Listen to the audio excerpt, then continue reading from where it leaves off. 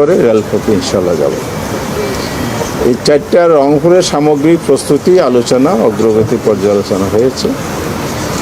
সেখানে প্রত্যেকটি পয়েন্ট থেকে আমরা সকালে 7টায় রাজধানীর বিভিন্ন পয়েন্ট থেকে যাত্রা শুরু করব। সেখানে জনসমাবেশ হবে। রাজধানীবাসীকে অংশগ্রহণে আমরা আহ্বান জানাচ্ছি এবং বিপুল সমাগমের মধ্য দিয়ে আমরা সূচনা পর্বের সমাবেশটা ঢাকায় করব। এরপরে আমরা সারা রাস্তায় বলা যায় জনতার ঢাল নামবে। আমরা যতটুকু প্রস্তুতি নিয়েছি, খোঁজখবর নিয়েছি এবং প্রত্যেকটি লং মার্চে বিভিন্ন পয়েন্টে পথসভা হবে।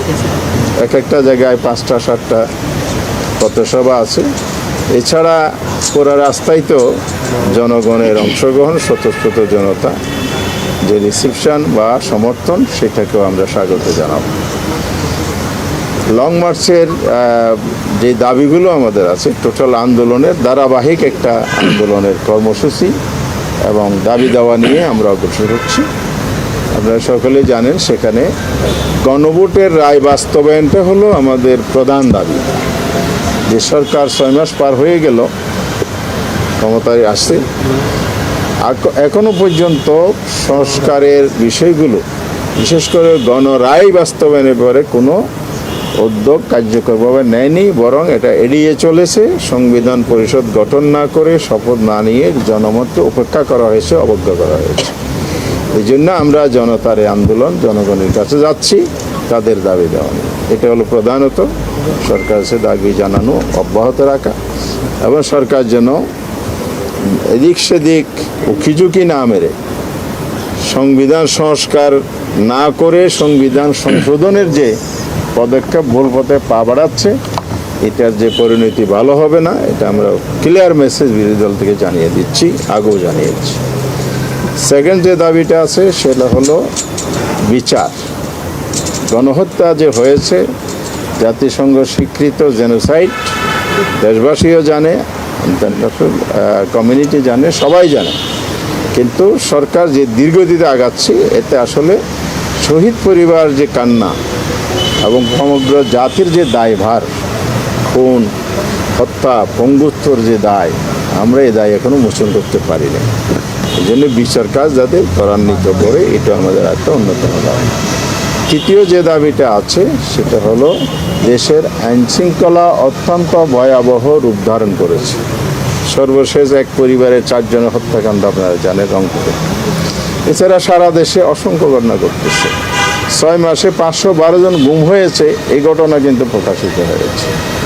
তাহলে এখনও যে দেশে গুম হচ্ছে, খুন হচ্ছে, লুটতরাজ হচ্ছে, চুরি ডাকাতি হচ্ছে, এই আইনশৃঙ্খলা ভয়াবহ পরিণতি এগুলো আছে। এটা আরেকটা দাবি।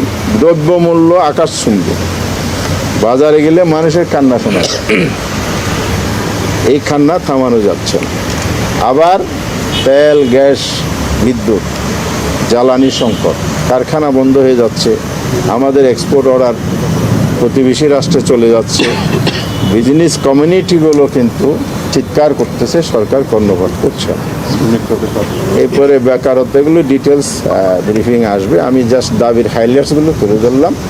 তো এইসব বিষয়ে সামনে রেখে এখন আপনাদের সামনে আজকে বিস্তারিত যে বিষয়গুলো আলোচনা হয়েছে সেগুলো সামনে রেখে জাতীয় সংসদের মাননীয় চিফ হুইপ, এনসিপির আহ্বায়ক, আমাদের জুলাই যোদ্ধা নাহিদ, বিরোধী চিফ বাংলাদেশ জাতীয় সংসদের বিরোধী চিফ নাহিদ ইসলাম এখন বিস্তারিত তুলে ধরবেন।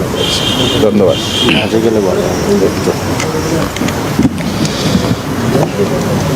আসসালামু আলাইকুম প্রিয় সাংবাদিক ভাই বোনেরা এবং প্রিয় দেশবাসী, আজকে ঢাকা মিন্টো রোডের বিরোধী দলীয় নেতার বাসভবনে 11 দলীয় ঐক্যের একটি বৈঠক হয়েছে এবং আপনারা অলরেডি শুনেছেন যে এই আজকের বৈঠকের আমাদের মূল উপজীব্য ছিল যে আমাদের আগামীর কর্মসূচি, 11 দলের কর্মসূচি, এবং 11 দল সারা বাংলাদেশে কয়েকটি লং মার্চ ঘোষণা করেছে। সেই পরিকল্পনাগুলো আজকে হয়েছে। সেই পরিকল্পনা মোতাবেক 5ই সেপ্টেম্বর আমাদের প্রথম লং মার্চ চট্টগ্রামের অভিমুখে আমাদের লং মার্চ শুরু হতে যাচ্ছে। আমাদের লং মার্চে কয়েকটি পথসভা হবে এবং পর্যায়ক্রমে আমাদের এরকম অনেকগুলো বিভাগে আমাদের লং মার্চ হবে। আমাদের 11 দল ঐক্যবদ্ধভাবে এই লং মার্চে অংশগ্রহণ করবে এবং শুধু 11 দল না, আমরা বাংলাদেশের গণতন্ত্রকামী জনগণের প্রতি আমরা আহ্বান জানাচ্ছি এবং আমরা আশাবাদী এই লং মার্চে সাধারণ মানুষ ব্যাপকভাবে অংশগ্রহণ করে এই লং মার্চকে সফল করবেন। বিশেষত সেই জনগণ যারা জুলাই গণ অভ্যুত্থানে অংশ নিয়েছিল, যারা এই নির্বাচনে গণভোটে হ্যাঁ ভোট দিয়েছিল, 11 দলের আহ্বানে হ্যাঁ ভোট দিয়ে সংস্কারের আকাঙ্ক্ষাকে জাতির সামনে তুলে ধরেছিল। প্রায় 70% জনগণ যারা হ্যাঁ ভোটের মাধ্যমে সংস্কারের আকাঙ্ক্ষা ব্যক্ত করেছিল এই নির্বাচনে, গণভোটের নির্বাচনে, আমরা আশা করছি সেই সকল জনগণ, বিশেষত তরুণরা এই গণভোটে এই লং মার্চে অংশগ্রহণ করবেন। এবং আপনারা জানেন যে গণভোটের যে গণরায় বাস্তবায়ন সহ দেশে অনেকগুলো সংকট এই মুহূর্তে তৈরি হয়েছে। আমরা সেই সংকটগুলো নিয়ে আজকে বিস্তারিত আলোচনা করেছি। বিশেষত সরকারের যে 180 দিন, সেই 180 দিনকে আমরা পর্যালোচনা করেছি। আমাদের কাছে মনে হয়েছে এই 180 দিনে সরকার অপরিকল্পিত এবং অব্যবস্থাপনার কারণে জনগণের ভোগান্তি ব্যাপকভাবে বেড়েছে এবং জন আস্থা, একটা সরকারের যে পাবলিক ট্রাস্ট প্রয়োজন, সেই জন আস্থা একেবারেই তলানিতে গিয়েছে।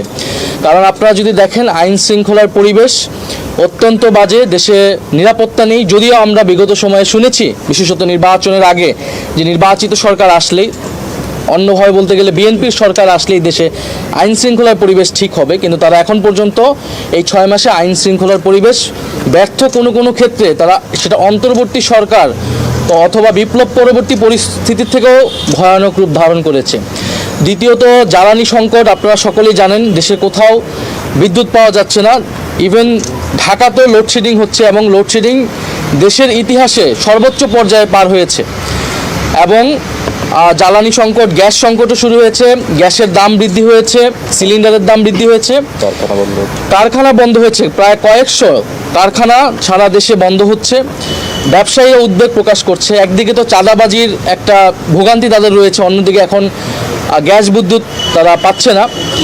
অন্যদিকে সার সংকট তৈরি হয়েছে, কৃষকরা সেই সার সংকট ভুগতেছে। এবং এই যখন দেশের সার্বিক পরিস্থিতি, আমরা দেখছি সরকার সেগুলো স্বীকার না করে বরং 180 দিনের একটা সাফল্য মণ্ডিত তারা দেখানোর চেষ্টা করছে, যেটা একেবারেই জনগণের সাথে প্রতারণা। এবং যেই প্রতারণা রাজনীতি আমরা অতীতে আওয়ামী লীগকে করতে দেখেছি, এখন সে একই প্রতারণা রাজনীতি বিএনপি সরকার জনগণের সাথে করছে। 180 দিনের এই ব্যর্থতার জন্য এই সরকারের উচিত ছিল, প্রধানমন্ত্রী তারেক রহমান উচিত ছিল জনগণের কাছে ক্ষমা প্রার্থনা করা এবং বিরোধী দল সহ জনগণের কাছে সহায়তা কামনা করা। তো সেটা তারা না করে তারা মিথ্যা তথ্য দিচ্ছে, জনগণকে বিভ্রান্ত করছে। কিন্তু আপনারা সকলেই জানেন, আমরা যখনই জনগণের কাছে যাচ্ছি মানুষ তার ভোগান্তির কথা বলছে। এবং এটা শুরুটা হয়েছে গণভোটের গণরায় বাস্তবায়ন না করে সংবিধান সংস্কার পরিষদের শপথ না নেওয়ার মাধ্যমে সরকার এই প্রতারণার কাজ শুরু করেছে। অন্যদিকে এই সরকার প্রধান জনাব তারেক রহমান, তিনি দেশে এসে বলেছিলেন যে আই হ্যাভ এ প্ল্যান। ওনার একটা প্ল্যান রয়েছে, পরিকল্পনা রয়েছে, দেশকে তিনি স্থিতিশীল করতে পারবেন, অর্থনীতিকে স্থিতিশীল করতে পারবেন। এখন দেখা যাচ্ছে যে পুরা সরকারের 180 দিন আসলে অব্যবস্থাপনা। আপনার মন্ত্রী পরিষদ অল্প কয়েকদিনে, মাত্র 6 মাসে আবার পুনর্গঠিত করা লাগলো। তার মানে তাদের পরিকল্পনা এবং হোমওয়ার্ক যথাযথ ছিল না। এবং এই মন্ত্রী পরিষদ কিন্তু তাদেরকে আরও পরিবর্তন করতে হবে, কারণ সকল মন্ত্রীরাই, বেশিরভাগ মন্ত্রীরাই কিন্তু ব্যর্থ হবে আসলে তাদের কার্যক্রমে। ফলে এই সরকারের কাছে কোনো পরিকল্পনা নাই দেশ কিভাবে পরিচালনা করতে হয়, এবং তারা বিরোধী দলের কাছে পরিকল্পনা চাচ্ছে। তো বিরোধী দল সরকারের আগেও ইস্তেহার ঘোষণা করেছে, বাজেটে আমরা বিকল্প বাজেট আলাদাভাবেও এবং একসাথে আমরা বলেছি। জ্বালানি নিয়ে যে কমিটি হয়েছিল সংসদে, সেই কমিটিতে কিন্তু বিরোধী দল তার প্রস্তাবনাটা দিয়েছিল সম্মিলিতভাবে 11 দল হিসেবে। যদিও সেই কমিটিটাকেও ব্যর্থ করা হয়েছিল, পরবর্তীতে কমিটি কোনো কার্যকর করা হয়নি এবং এই রিপোর্টটা নিয়ে কোনো ধরনের আলোচনা হয়নি। ফলে সরকারের এই অব্যবস্থাপনার কারণে দেশবাসী ভুগছে। আমরা সরকারের প্রতি আহ্বান জানাবো যে গণভোটের গণরায় বাস্তবায়নের মাধ্যমে সরকারের যে কমিটমেন্ট জনগণের প্রতি, দেশের প্রতি, সেই কাজ শুরু করা উচিত এবং সকলকে নিয়ে ঐক্যবদ্ধভাবে একটা জাতীয় নীতি প্রণয়ন করা উচিত। জ্বালানি ইস্যুতে, আইন শৃঙ্খলা ইস্যুতে যদি স্বরাষ্ট্রমন্ত্রী, তিনি তো আসলে আমরা ভেবেছিলাম হয়তো এই মন্ত্রণালয়ে পরিবর্তন হবে, কারণ কিন্তু অলরেডি ব্যর্থ প্রমাণিত হয়েছেন, আইন শৃঙ্খলার পরিবেশ মোটেও উন্নতি হয় নাই। ফলে এই মন্ত্রণালয়গুলো কি করবেন যেগুলো আসলে ক্রমাগতভাবে ব্যর্থ হচ্ছেন। তো সেগুলো নিয়ে সরকারের মন্ত্রণালয় পুনর্গঠিত করা উচিত। সেক্ষেত্রে বিরোধী দল প্রয়োজনে সরকারকে নীতিগতভাবে সহায়তা করবে। আরেকটি বিষয় আমাদের আলোচনায় এসেছে যে সরকারের পররাষ্ট্রনীতি এবং বাংলাদেশে বর্তমান যে ভূ রাজনীতির মধ্যে বাংলাদেশ আছে, আমাদের কাছে মনে হচ্ছে সরকার যে পররাষ্ট্রনীতি সেটা যথেষ্ট আত্মবিশ্বাসহীন। কারণ সরকার ভারত সফর করবে কি করবে না এ বিষয়ে জনগণকে কোনো সুস্পষ্ট বার্তা দিতে পারছে না। এবং 5ই আগস্ট, এইবারে 5ই আগস্ট দিল্লিতে যে প্রেস ব্রিফিং হয়েছে, আওয়ামী লীগকে যে প্রেস ব্রিফিং করতে দেওয়া হলো, সেটার জন্য কিন্তু ভারত সরকারকে যথাযথ জবাবদিহিতার আওতায় এই সরকার আনতে ব্যর্থ হয়েছে। ফলে আমরা মনে করি যে আওয়ামী লীগকে দিল্লিতে কার্যক্রম করতে দিয়ে ফ্যাসিস্ট আওয়ামী লীগকে এবং একই সাথে বাংলাদেশ সরকারের সাথে বা বাংলাদেশের সাথে সুসম্পর্ক, এটা আসলে সম্ভব নয়। আমরা যে কোনো দেশের সাথে মর্যাদা এবং সমতার ভিত্তিতে সম্পর্ক চাই। এবং বাংলাদেশ ভারত যে পারস্পরিক যে সমস্যাগুলো রয়েছে, এবছর গঙ্গা চুক্তি শেষ হবে এবং অন্যান্য যে নদীর পানি বন্টন চুক্তি, সীমান্ত হত্যা, পুশিন ইত্যাদি বিষয়ে খোলামেলা আলোচনা করে বাংলাদেশ ভারতের নতুন পররাষ্ট্রনীতি প্রণয়ন করতে হবে বা সম্পর্ক স্থাপন করতে হবে এবং সেক্ষেত্রে আওয়ামী লীগকে বাদ দিয়ে এটা করতে হবে। ফলে আওয়ামী লীগের এই বিষয়ে সুরাহা না পর্যন্ত, শেখ হাসিনার বিচার, ওসমান হাদির যে খুনিদের বিচার, সেটা নিশ্চিত না হওয়া পর্যন্ত তারেক রহমান, প্রধানমন্ত্রী তারেক রহমানের ভারত সফর জাতির জন্য কল্যাণকর হবে বলে 11 দল মনে করছে না। আমরা জনগণের প্রতি আহ্বান জানাচ্ছি যে এই বিষয়গুলো নিয়ে আমরা জনগণের যে সমস্যা, আরেকটি সমস্যা এসেছে কর্মসংস্থান। যে সরকার বলেছিল যে তারা 1 কোটি কর্মসংস্থান 18 মাসে করবে, তো 6 মাস গিয়েছে, তারা কিন্তু কোনো কর্মসংস্থান করতে পারেনি। অন্য জায়গায় আমরা দেখছি যে চাকরি পরীক্ষা সহ বিভিন্ন জায়গায় কিন্তু দুর্নীতির অভিযোগ আসতেছে। বিশ্ববিদ্যালয়গুলোতে সন্ত্রাসের আবারও অভয়ারণ্য তৈরি করা হচ্ছে। বিরোধী দল মতের যেই ছাত্র সংগঠন রয়েছে, ছাত্র সংসদের নেতা রয়েছে, তাদেরকে দমন পীড়ন করা হচ্ছে, গণতান্ত্রিক পরিবেশ সংকুচিত হচ্ছে এবং নজিরবিহীনভাবে এই সরকার দলীয়করণ করেছে, দলীয় লোক নিয়োগ করেছে রাষ্ট্রের বিভিন্ন স্তরে, ইলেকশন কমিশন থেকে শুরু করে বিভিন্ন প্রতিষ্ঠানে। তারা এবং দুদক, আপনারা দেখবেন যে দুদকের চেয়ারম্যান কিন্তু সম্প্রতি নিয়োগ করা হলো, এবং এটাও জুলাই সনদ অনুযায়ী কিন্তু নিয়োগ করা হয়নি। পিএসসির চেয়ারম্যান পদত্যাগ করেছেন, কেন করেছেন আমরা জানি না। তো এই যে পাবলিক প্রতিষ্ঠানগুলো, এগুলো নিয়ে কিন্তু আমাদের আলোচনা ছিল বা আমরা 6 মাস ঐক্যমত্য কমিশনে আলোচনা করেছি। পরে দেখা যাচ্ছে সরকার জুলাই সনদ বলেন, গণভোট বলেন এবং তার নিজস্ব যে 31 দফা তারা রচনা করেছিল, তার কোনোটিই কিন্তু তারা ফলো করছে না এবং জনগণের প্রতি দেওয়া কমিটমেন্ট রক্ষা করছে না। যদি তারা কমিটমেন্ট রক্ষা না করে, এ কারণে আমাদেরকে সংসদের বাইরে আমাদেরকে গণতান্ত্রিক আন্দোলন গড়ে তোলার প্রয়োজন আমরা বোধ করছি। সে লক্ষ্যে আমরা জনগণের কাছে যাচ্ছি এবং জনগণকে ঐক্যবদ্ধ করছি। আমরা মনে করি সরকার যদি জুলাই গণ অভ্যুত্থানের আকাঙ্ক্ষা এবং তার প্রতিশ্রুতি যদি রক্ষা না করে, আমরা গণতান্ত্রিকভাবে রাজপথে 11 দল সেটার জবাব দিবে। ধন্যবাদ সবাইকে। লং মার্চে আপনাদের সবাইকে, আপনাদের মাধ্যমে দেশবাসীকে আমরা আহ্বান জানাচ্ছি, আপনারা স্বতঃস্ফূর্তভাবে আপনারা আসবেন এবং লং মার্চে যদি কোনো, এটা আমাদের গণতান্ত্রিক কর্মসূচি, এখানে যদি কোনো রাজনৈতিক বা প্রশাসনিক বাধা আসে, সেই বাধা আমরা সর্বাত্মকভাবে গণতান্ত্রিকভাবে আমরা ইনশাল্লাহ প্রতিহত করে সামনের দিকে এগিয়ে যাব। ধন্যবাদ। আসসালামু আলাইকুম। সবাইকে ধন্যবাদ। যেটা হচ্ছে আপনারা সরকারকে সবসময় সহযোগিতার কথা বলছেন, সরকারকে বিরোধী দলের কথা শুনছি কিনা? কারণ আমরা দেখলাম সংবিধানের 70 অনুচ্ছেদ ভেঙে নিয়ে আপনারা রাষ্ট্রপতি নির্বাচনে গেলেন। ওই দিন স্বরাষ্ট্রমন্ত্রী বললেন আপনারা যে 2টা শপথ নিয়েছিলেন, একটা শপথ অলরেডি আপনারা ভঙ্গ করেছেন, এটার আর কোনো ইয়ে নেই। আপনারা সরকারকে সহযোগিতার কথা বলছেন, সরকার বিরোধী দলকে সহযোগিতা করছে না, তাদের দাবি মেনে দেওয়ার কোনো মন মানসিকতা সরকার আছে কিনা? আপনার কথা দেখেন, সরকারের এই দাবিগুলো বিরোধী দলের কাছে ছিল না, ছিল জনগণের কাছে। সরকার যে জুলাই সনদ বাস্তবায়ন করবে বা গণভোট মেনে অংশগ্রহণ করেছে, এটা জনগণের কাছে, জাতির সামনে তারা স্থাপন করেছে। আমরা সরকারকে কোনো দল হিসেবে বিএনপিকে আমরা সহযোগিতা করছি না। আমরা যেগুলো জাতীয় সংকট আমরা মনে করি, সেই বিষয়গুলোতে আমরা ঐক্যবদ্ধভাবে কাজ করার আমাদের সর্বাত্মকভাবে আমাদের ইচ্ছা ছিল। সেই জায়গা থেকে আমরা এটা বলেছি যে দেশের সংকটে, জাতীয় সংকটে আমরা সরকার দেখব না, আমরা সকল দল ঐক্যবদ্ধভাবে কাজ করব। রাষ্ট্রপতি নির্বাচনে এটা আমরা বলেছি যে এই নির্বাচনটা যে একটা অপ্রয়োজনীয়, একটা অকার্যকর নির্বাচন, কিন্তু আসলে জনগণের সামনে অনেক বেশি প্রতীয়মান হয়েছে।